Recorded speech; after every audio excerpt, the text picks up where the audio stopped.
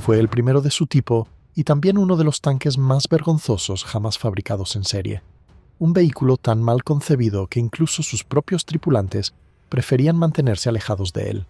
En teoría, debía ser la punta de lanza de una fuerza blindada moderna. En la práctica se atascaba en charcos poco profundos, perdía las orugas al girar bruscamente y se convertía, bajo fuego enemigo, en una sauna rodante con riesgo constante de explosión. Y eso era solo el comienzo. Algunos ejemplares fueron literalmente enterrados en hormigón y usados como torretas fijas.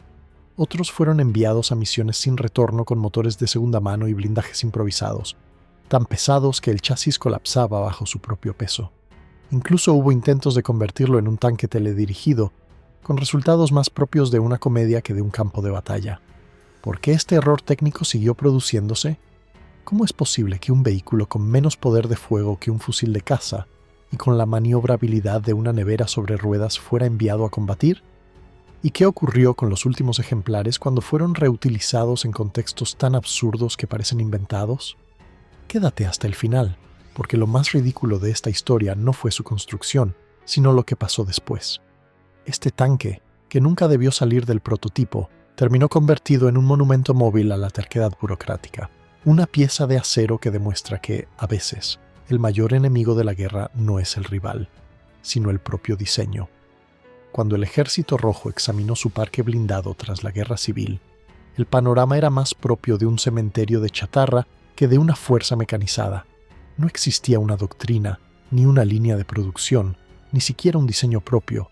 Solo quedaban vehículos capturados, prototipos improvisados y esperanzas oxidadas que se movían, cuando lo lograban, entre el barro y la improvisación. Fue en este vacío técnico donde surgió una idea que, en cualquier otro lugar, habría sido descartada por absurda: crear el primer tanque soviético desde cero. Pero no había experiencia, ni planos, ni industria. Así que se recurrió a lo único tangible: copiar. El elegido fue el Renault FTI francés, un tanque ligero de la Gran Guerra, cuya silueta recordaba a una caja de pan sobre orugas. Los pocos Renault que cayeron en manos soviéticas estaban en un estado lamentable, sin motor, sin transmisión, sin torre, y sin embargo, sirvieron como modelo base no por su calidad, sino por su mera existencia. Los ingenieros de Krasnoje-Sormovo, más acostumbrados a calderas que a blindaje, comenzaron a desarmar lo poco que tenían como quien intenta reconstruir un reloj a partir de resortes oxidados. El resultado fue el llamado Tanque M, también conocido como Renault ruso, más pesado, más lento y menos maniobrable que el original. Se produjeron 15 unidades antes de que incluso el ejército reconociera que aquello era un dinosaurio mecánico con alma de tractor oxidado. Pero la idea ya había echado raíces. Aparecieron nuevos intentos: T-16, T-17, diseños que parecían salidos más de una novela distópica que de una oficina técnica. Cada prototipo se hundía en el barro de su propia mediocridad. Sistemas de dirección defectuosos, motores con menos fuerza que un ventilador de escritorio, suspensiones que crujían como si cada bache fuera el último. Aún así, llegó una orden oficial desde el alto mando. Se necesitaba un tanque ligero de infantería, resistente al fuego de fusil, con un pequeño cañón y capaz de seguir a la tropa a campo traviesa. El objetivo era claro. El camino, no tanto. Volvieron a mirar al extranjero. El Fiat 3000 italiano, una copia modernizada del Renault, ofrecía algunas pistas. El resultado fue el T-16, una versión acortada, aligerada y aún más frágil. Durante las pruebas, el motor se recalentaba, la transmisión se atascaba y el interior vibraba tanto que los tripulantes salían del vehículo como si hubieran sobrevivido a un pequeño terremoto. En lugar de desechar el proyecto, se hicieron ajustes. Se alargó el chasis, se reforzó la suspensión, se añadió un motor apenas más potente. Así nació el MS-1, conocido oficialmente como T-18. Un tanque que parecía más un experimento de un estudiante desesperado que un producto militar listo para el frente. A finales de 1927 comenzaron las primeras pruebas de campo. El T-18 avanzaba con torpeza por el barro, trepaba obstáculos bajos, chapoteaba en aguas poco profundas. Todo con la gracia de una estufa de hierro sobre orugas. Los resultados fueron descritos como aceptables, una palabra que en clave soviética significaba «al menos no explotó durante la demostración». Fue aceptado no por su valor militar, sino porque era lo único que tenían. Un tanque que ya estaba obsoleto antes de nacer, pero que sería el primero en llevar la bandera soviética sobre orugas, aunque fuera renqueando, tosiendo y chirriando como una cafetera a vapor bajo fuego cruzado. Desde fuera, el T-18 parecía más una caja metálica con orugas que un vehículo de combate. Su silueta baja y su torre angular evocaban una combinación entre una taquilla blindada y una lata de conservas motorizada. Aún así, estaba equipado con una torreta giratoria y un cañón de 37 milímetros que, al menos en teoría, debía proporcionar apoyo de fuego a la infantería. En la práctica, su potencia era tan limitada que apenas podía atravesar una valla de madera gruesa. Su capacidad de impacto era más simbólica que real. El blindaje frontal alcanzaba los 20 milímetros, suficiente, con suerte, para detener una bala de fusil disparada desde cierta distancia y en un ángulo favorable. Los laterales eran aún más delgados, y el techo, una simple chapa sin aislamiento. Durante la lluvia, el agua se filtraba sin resistencia. En verano, el interior se transformaba en un horno metálico, donde incluso respirar se volvía un esfuerzo. En el interior, el absurdo era total. La tripulación consistía en solo 2 personas, un conductor y un comandante que debía hacerlo todo. Además de comandar, disparaba, recargaba, observaba a través de rendijas minúsculas y trataba de no perder la conciencia en un espacio más estrecho que el maletero de un coche compacto. No había radio ni sistemas de comunicación. Todo dependía de señales con las manos, gritos o directamente de la suerte. El motor, de apenas 40 caballos, diseñado originalmente para automóviles ligeros, tenía la ingrata tarea de mover más de 3 toneladas de metal. La caja de cambios respondía con desgana, y la velocidad máxima apenas superaba los 16 km por hora en carretera. En el campo era casi la mitad. Cada bache era una amenaza, cada colina una sentencia. Y la suspensión, compuesta por resortes verticales y rodillos de apoyo rudimentarios, no absorbía impactos, los multiplicaba. La vibración interna hacía que cada trayecto pareciera una sesión de tortura mecánica. Una de las decisiones más peligrosas fue la ubicación del depósito de combustible, justo al lado del motor, separado solo por una lámina metálica delgada. Con el sobrecalentamiento constante, la falta de ventilación y las fugas ocasionales, el tanque era, literalmente, un barril explosivo sobre orugas. Bastaba una chispa, una grieta o un roce para convertirlo en una antorcha ambulante. Durante los últimos años de la década de 1920, se desarrollaron varias versiones del T-18. Las modificaciones eran superficiales, ajustes en el escape, mejoras mínimas en el amortiguamiento, algunos remaches nuevos. Ningún cambio resolvía el problema central. El diseño de base estaba muerto antes de comenzar. Incluso la instalación de una escotilla adicional en la torreta, pensada como mejora, se convirtió en un nuevo fallo. Permitía la entrada de lluvia, barro e incluso metralla. El tanque no se actualizaba. Acumulaba capas de parche sobre errores estructurales. Mirándolo en retrospectiva, el T-18 se parecía más a una máquina agrícola con cañón que a un blindado real.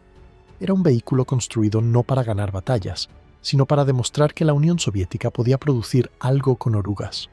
Aunque ese algo tuviera la maniobrabilidad de un armario viejo y la resistencia de una tetera oxidada, aún así fue declarado operativo, porque a falta de una verdadera fuerza blindada, hasta el espejismo servía como bandera. El primer despliegue real del T-18 no tuvo lugar en un frente glorioso ni en una gran operación estratégica. Ocurrió en regiones fronterizas del este, donde el barro era profundo, los caminos inexistentes y la improvisación constante. El tanque, pensado para acompañar a la infantería, acabó siendo una carga rodante que avanzaba al ritmo de un caracol asmático. Desde el principio, la operación fue un desastre logístico. Los vehículos llegaron con los depósitos medio vacíos, sin suficiente munición y en algunos casos incluso sin armamento funcional. Las comunicaciones brillaban por su ausencia. Sin radios ni señales claras, los comandantes dependían de gritos, banderas y rezos. Las cartas topográficas estaban desactualizadas y la navegación se hacía más por instinto que por planificación. Varios tanques se perdieron antes de ver al enemigo, no por acción hostil, sino por la propia incapacidad de su dirección. El sistema de control era tan impreciso que bastaba un giro equivocado para que el vehículo desapareciera en el bosque como un animal torpe huyendo del sol. Los que lograban llegar a la línea de combate no ofrecían apoyo, sino confusión. Su lentitud obligaba a la infantería a detenerse constantemente y esperarlos como si fueran ancianos con bastón de acero. Cuando empezaban los disparos, el T-18 se convertía en un blanco inmóvil. Arrancar bajo fuego enemigo era una lotería. El motor podía encenderse o simplemente estornudar humo. Girar el vehículo requería espacio, tiempo y fe. En cuanto pisaba terreno irregular, comenzaba a temblar como si tuviera fiebre mecánica. ¿Y el armamento? El cañón de 37 milímetros, en condiciones óptimas, podía disparar unos pocos proyectiles que apenas dañaban estructuras ligeras. El ángulo de tiro era limitado, y el comandante, encargado de todo, no podía hacer milagros. Cargaba, apuntaba, observaba y sobrevivía al calor del interior, todo al mismo tiempo. La cabina, sin ventilación, se convertía en una cámara de humo y sudor. En no pocas ocasiones, los tanques se averiaban antes de entrar en combate. Las orugas se salían, el embrague fallaba o la transmisión se rendía ante una simple pendiente. La reparación en el terreno era un acto de desesperación y canibalismo mecánico. 3 tanques inmóviles eran desarmados para intentar armar uno solo operativo. Si un vehículo lograba funcionar durante más de una hora sin colapsar, se consideraba una victoria técnica. Los informes oficiales, sin embargo, eran optimistas. No se había perdido ningún tanque por acción enemiga, decían. La destrucción por desgaste o fallo interno no contaba. En el lenguaje burocrático, todo fracaso podía reescribirse como cumplimiento parcial del objetivo. Así fue como el T-18 entró en la guerra, no como héroe, sino como broma con blindaje. Un tanque cuyo mayor aporte era demostrar con cada salida todo lo que podía salir mal en un diseño. Pero en una estructura militar donde el orgullo pesaba más que la lógica, seguir utilizándolo no era absurdo, era necesario. Porque en la Unión Soviética de comienzos de los años 30, era preferible tener un tanque inútil a admitir que no se tenía ninguno. A finales de los años 30, el T-18 ya no era un tanque, sino un fantasma oxidado del pasado. Mientras otros países presentaban vehículos con blindajes inclinados, motores potentes y radios de comunicación, este modelo seguía atrapado en una era donde el acero pesaba más que las ideas. Su silueta parecía sacada de una película muda, pequeña, cuadrada y torpe, como si alguien hubiera puesto una torreta sobre una caja de herramientas con orugas. Dado que no podía seguir el ritmo de la infantería, surgió una idea tan desesperada como absurda: transformar los T-18 en fortificaciones estáticas. Se retiraban los motores, se eliminaba el suelo del casco y se enterraba el tanque en hormigón. Solo la torreta quedaba visible, sobresaliendo del terreno como un grano de hierro en medio del barro. Estos búnkers, improvisados, fueron desplegados en las llamadas líneas UERN, defensas soviéticas construidas con más voluntad que estrategia. El resultado fue un disparate táctico. El cañón de 37 milímetros, ya obsoleto para combate móvil, se volvió inútil al quedar fijo en una posición. El ángulo de disparo era ridículo, la potencia insuficiente y la imposibilidad de moverse convertía cada una de estas cápsulas en un objetivo fácil.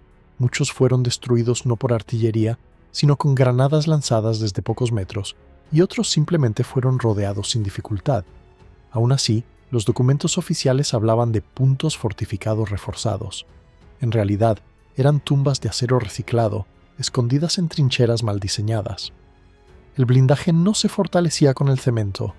Las vulnerabilidades originales seguían intactas: mala visibilidad, poca protección y cero capacidad de reacción. Mientras tanto, en el inicio del gran conflicto, algunos T-18 que aún podían moverse fueron devueltos al servicio. La falta de material era tan crítica que cualquier cosa con orugas era enviada al frente. Se restauraban con piezas no originales, motores civiles y pintura prestada de otros vehículos. Parecían más carrozas de carnaval que máquinas de guerra. En una ocasión, un T-18 fue destinado a proteger un pequeño puente de madera. En el trayecto, perdió las orugas 2 veces. El motor se recalentó 3 y al final se quedó atascado en medio del puente, donde fue abandonado. Su principal aporte táctico fue impedir el paso, incluso a los suyos. En otros casos, se usaron como distracción. Se pintaban con colores llamativos y se posicionaban en zonas visibles para simular la presencia de una unidad acorazada. El efecto psicológico era limitado. Los únicos engañados eran las aves, que confundían las torretas con refugios para anidar. En un último intento desesperado por mejorar su protección, se colocaron placas de hormigón sobre el techo del vehículo. El chasis colapsó en minutos. Una de las barras de suspensión se partió y el tanque se desplomó sobre sí mismo, como un castillo de naipes fabricado en hierro. Lo que debía resistir el ataque enemigo no pudo soportar su propio peso, pero lo más revelador no fue su fracaso técnico, sino la negativa del sistema a dejarlo morir. El T-18 seguía en servicio no por lo que era, sino por lo que representaba, la negación absoluta del error. Aunque oxidado, inservible y enterrado hasta las orugas, el tanque cumplía con su última misión: existir. Porque en una estructura que castiga la verdad, hasta un pedazo de chatarra podía ser presentado como símbolo de progreso. El intento de alargar la vida útil del T-18 al borde de una nueva era tecnológica fue algo más que un error de ingeniería. Fue una tragicomedia de acero y terquedad, donde cada nuevo parche no solucionaba los fallos, sino que los recubría con una capa más gruesa de negación. Se trató de revivir una máquina muerta a base de retoques cosméticos, como si el óxido pudiera esconderse bajo una nueva capa de pintura roja. La estructura original del T-18 era un callejón sin salida desde el principio. Su motor de 40 caballos, diseñado para vehículos civiles, debía mover un armatoste de más de 3 toneladas, como intentar remolcar un vagón de tren con una bicicleta estática. La transmisión era caprichosa. El sistema de suspensión sufría con cada piedra, y cada intento de modernización solo dejaba al descubierto que el diseño de base no servía ni para fines de entrenamiento. Mientras otras potencias ya desplegaban tanques con cañones de alta velocidad, motores potentes y blindaje inclinado, la industria soviética seguía invirtiendo tiempo y recursos en actualizar un modelo que no podía competir ni con los vehículos enemigos más antiguos. Se reforzó el chasis, se amplió la ventilación, se rediseñaron los escapes, pero la torre seguía siendo claustrofóbica, el blindaje débil y el armamento insuficiente. El comandante, encerrado en un espacio más pequeño que un armario empotrado, debía disparar, observar, orientar y comunicarse, sin herramientas, sin asistencia, sin aire. Se plantearon versiones especializadas, de mando, de reconocimiento, de transporte de munición e incluso una variante teledirigida. Ninguna funcionó. Todas colapsaban bajo el mismo peso de la realidad. Un motor débil, una estructura frágil y una guerra que pedía más de lo que este tanque podía ofrecer. En un caso particularmente absurdo, se intentó reforzar el blindaje añadiendo placas de hormigón sobre la torreta. El chasis se partió en menos de 5 minutos, como si el tanque se hundiera en su propia vergüenza. El cañón de 37 milímetros, que ya era insuficiente a mediados de los años 30, parecía una reliquia. El movimiento sobre el terreno era errático, casi cómico, y cualquier intento de mejora técnica, desde nuevas soldaduras hasta cambios en el escape, era como aplicar maquillaje a un fósil. Y sin embargo, en lugar de retirarlo, se le seguía considerando parte del inventario activo, no porque fuera útil, sino porque eliminarlo sería reconocer que nunca lo fue. En una estructura donde los errores no podían aceptarse, el T-18 se convirtió en símbolo de la negación institucionalizada. Su final no llegó con una explosión, ni con una última batalla heroica, sino con el silencio de un vehículo que simplemente dejó de moverse. Una carcasa de acero convertida en monumento a lo absurdo.